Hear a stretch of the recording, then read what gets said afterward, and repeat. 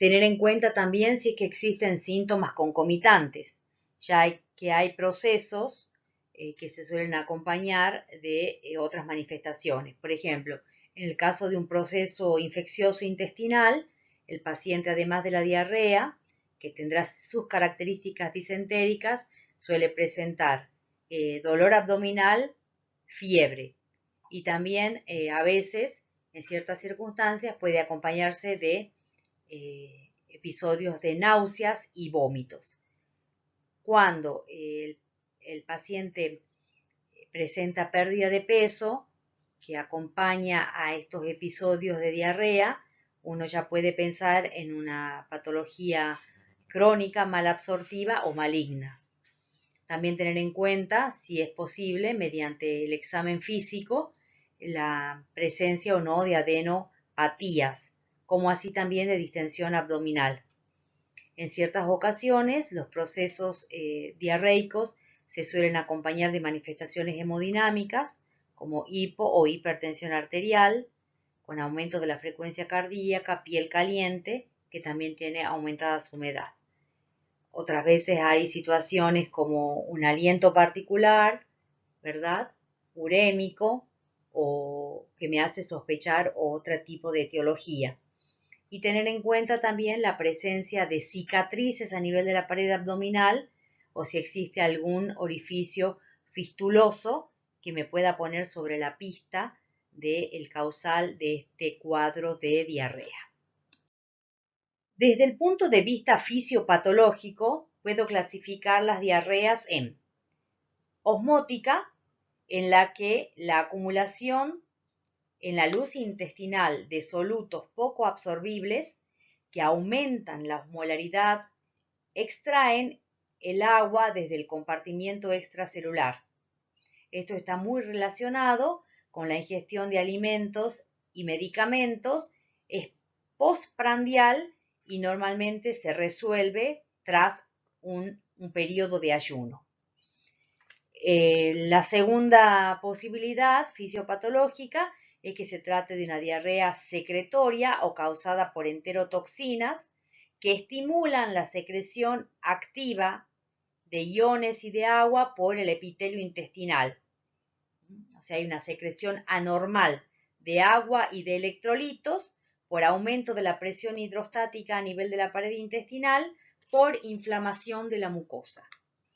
La tercera posibilidad es la diarrea exudativa, que mezcla procesos osmóticos y secretorios.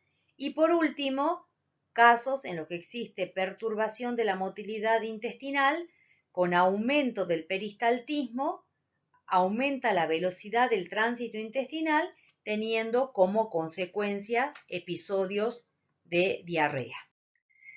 Es muy importante tener en cuenta que el tiempo de evolución que lleve el proceso nos va a facilitar la posibilidad de realizar una integración sindromática. De manera que, de acuerdo al tiempo de evolución y la presencia de otras manifestaciones, sumado a las características que tiene la materia fecal, me permite a mí arribar a un diagnóstico y saber si esa diarrea es de evolución aguda. La etiología implicada puede ser infecciosa, parasitaria o una causa extradigestiva. Puede estar orientándonos la presencia de otros integrantes del grupo familiar que también presenten el mismo síntoma. Podemos rescatar mediante el interrogatorio el uso de medicamentos o de antibióticos. Las que son de origen parasitario o bacteriano, yo voy a necesitar un laboratorio para confirmar el diagnóstico. Generalmente se van a acompañar de dolor abdominal, de pujo y de tenesmo rectal. Se van a caracterizar porque las deposiciones son en elevado número, o sea, muy frecuentes, y las heces son disentéricas, que pueden ir acompañadas de moco, de sangre, de pus. Se van a acompañar también de eliminación de gases, lo que hace o proporciona un carácter como explosivo a las deposiciones, y estos pacientes generalmente suelen estar en un estado variable de deshidratación. Estas serían entonces las características de un caso de diarrea aguda. En el caso de las diarreas crónicas, etiológicamente uno puede pensar en trastornos funcionales a nivel del tracto digestivo, también podemos pensar en parasitosis, en todos los síndromes de mala absorción, en patología neoplásica, colitis ulcerosa u otro tipo de enfermedades generales como el hipertiroidismo, alteraciones de la función renal o diabetes. O sea que las causas de diarrea crónica se pueden clasificar en causas orgánicas o en causas funcionales. Entre los exámenes complementarios que podemos solicitar para su estudio, podemos citar estudios de radiología contrastada o realizar estudios endoscópicos con colonoscopía, realización de biopsia. También se pueden mencionar exámenes parasitológicos y siempre tener en cuenta que va a ser necesario buscar sangre oculta en heces, lo que me puede poner sobre la pista de diagnóstico, sobre todo en lo que respecta a patología neoplásica.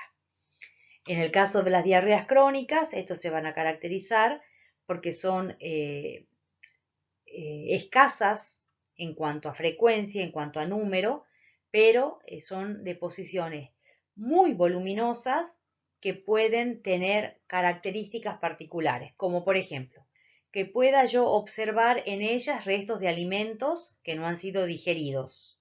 Eso se denomina heces lientéricas. O heces que sean muy espumosas y fétidas, de un color amarillo claro, por la presencia de grasas, lo que se denomina heces esteatorreica.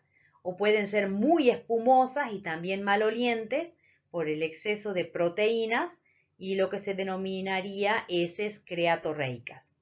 Todo este cuadro, en el contexto de un paciente que marca una evolución crónica, obviamente que se va a acompañar de un progresivo deterioro del estado general, con pérdida de peso, obviamente con adelgazamiento, que me orienta a mí a pensar en este tipo de trastornos, ¿sí? Que son de evolución crónica y que tienen estas características semiológicas. Bueno,